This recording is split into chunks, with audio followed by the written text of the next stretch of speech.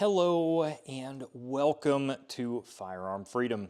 This is going to be another First Impressions video. In today's First Impressions video, we are taking a look at my brand new to me Glock 21C. There are no sponsors to the channel right now, so how you can help me out is hitting that subscribe button and also commenting down below. Furthermore, I got my B channel, FF Lifestyle. You guys know how we roll by now. I got cool music, B-roll that took me a lot of time for this ad. All I'm looking for, you don't have to buy anything. You don't have to go anywhere other than hitting that subscribe button in the card up in the right-hand corner of your screen.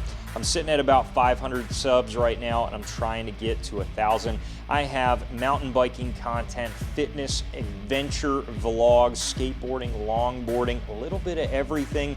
There's gotta be something over there for you. I just did a watch collection video, okay? You never know what I'm gonna do, so hit that subscribe button, ring the bell, and diversify your subscription feed. Oh, buddy, we got another 45 ACP, brother, on the channel. Oh, I'm excited about this one, guys. I'm falling apart. You know what? Whatever, man. I get actually excited about the guns that I'm reviewing because I am the one that actually picks these up. I'm not sitting there on each video like, what is everyone talking about right now? What should I buy so everyone can see it and click on the video? You're either gonna like the stuff I buy or you're not, but just subscribe for the ride. I appreciate it. All joking aside, I picked this up at the gun shop that I work at part-time. It was in the used case and I recognized it. It was actually hiding from me for about the past 2, maybe even 3 or 4 times that I worked at the shop. I don't know why, it just did not catch my eye at first. And then when I saw it, I'm like, oh, I think I'm gonna need that. But a very good friend of mine traded this into the shop, and before he owned it, another good friend of mine owned it, and it just has kind of piggybacked person to person, and now it is to me enjoying a little hello and welcome time on the channel. But this is a Gen 3 Glock 21, and it is very special because it's the 21C. And if you're unfamiliar with the 21C, this is a factory comped model. So you have 2 lightning cuts and also ports on the slide, and then 2 ports on the barrel itself, giving you basically the same as a modern day comp. But this was at a time where, of course, comps were very big in the competition market, but you really didn't see them on your defensive polymer frame handguns, especially something like a Glock. You would rarely see comps available. It was really cool to see a factory compensated model because you knew that Glock was speccing the pistol from the factory to be reliable with the comp. Everyone kind of has their pros and cons with a comp on a pistol, whether it's built into the barrel and slide like this, or it is on the external part of the pistol. For me, in my experience, I really am not a huge fan of comps. I feel like they add a lot more unreliable tendencies to your pistol, and they yield really not a lot of benefit. Like, there's really very little times where I've picked up a compensated pistol and I felt like I have shot worlds better or flatter in exchange for a very unreliable gun, because almost always your comps lead to finicky reliability issues and a very carboned up, gunked up upper portion of your pistol. I'm not a huge fan of comps, if you couldn't already tell, but this particular pistol I really do enjoy just for the cool factor that it's a factory C or compensated model. Also, you rarely see 21Cs. This is a very, very hard pistol to find, and some of my very good-eyed Glock folks out there will be able to also tell that this is your good old Tennifer finish on this Gen 3. Now, Glock nowadays, because of EPA and other ridiculous things, have gone away from the Tennifer finish. But this was touted as one of the best handgun finishes of all time. It did a very, very good job against all corrosion and other things like that. I mean, it still was possible to get corrosion, but just for a standard stock pistol sub the 600 range, That was a very, very cool feature to see. My buddy who owned this before me has some Heine tall sights on here, and they just complete the look so well. They are figure-8 sights, and usually I'm kind of up in the air on the figure-8 sights. I don't know that I would say I am 100% pro figure-8, but they work for me. I do prefer a just fully blacked out rear, but that is just me. I did make one modification myself, other than adding your good old goon tape.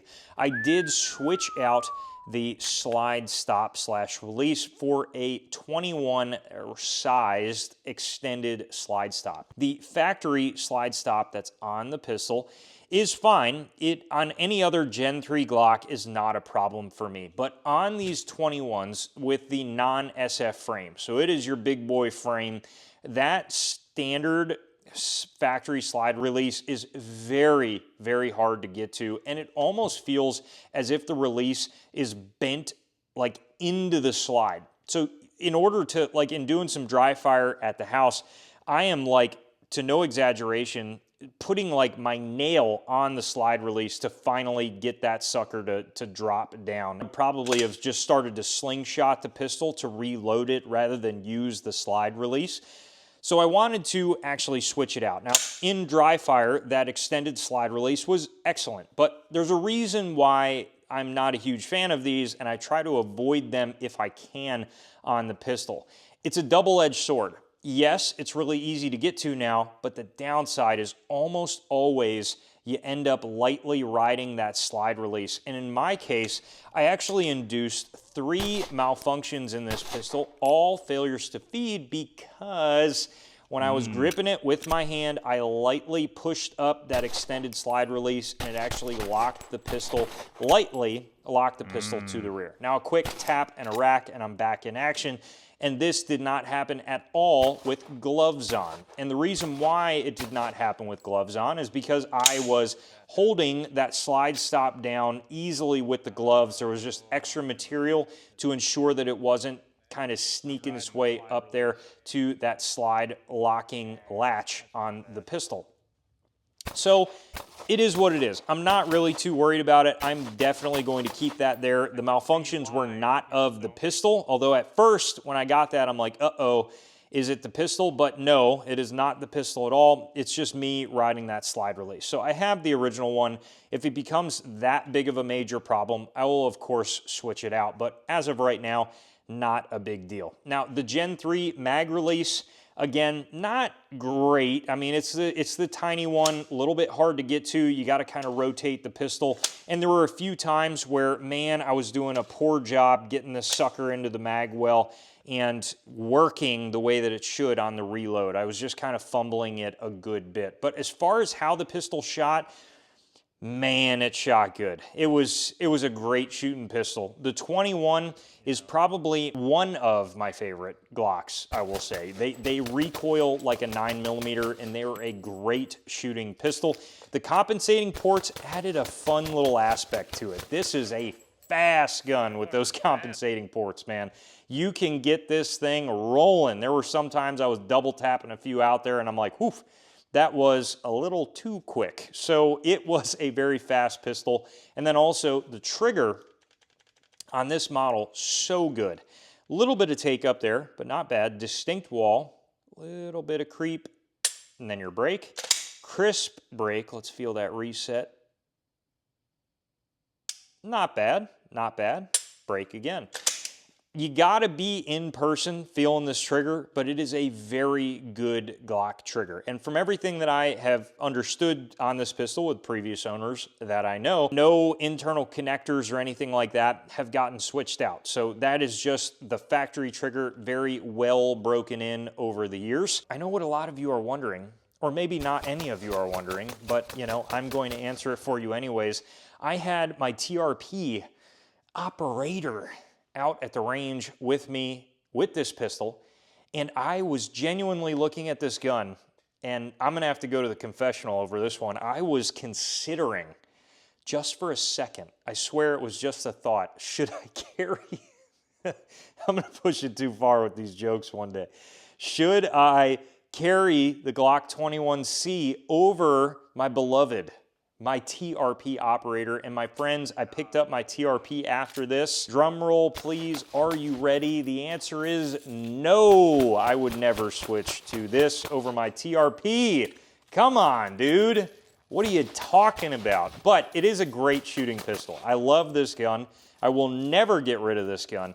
But in comparing this side by side, the same range day to my TRP, the operator is just a better shooting pistol. Not faulting that at all for the Glock 21.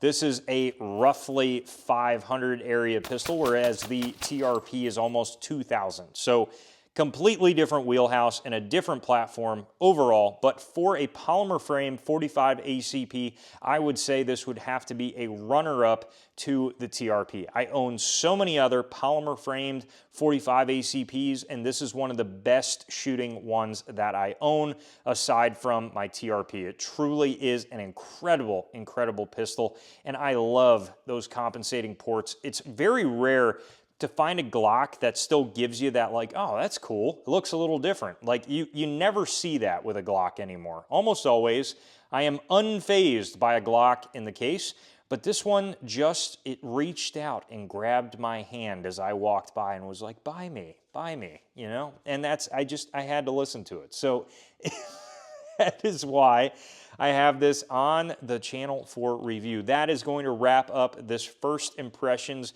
video on my Glock 21C Gen 3. If you have any other questions about this pistol or anything else on the channel, please let me know down below in the comment section, and I absolutely will get back to you. While you're down there, head up to the description for the ways to support the channel, and as always, stay tuned for more great content coming soon.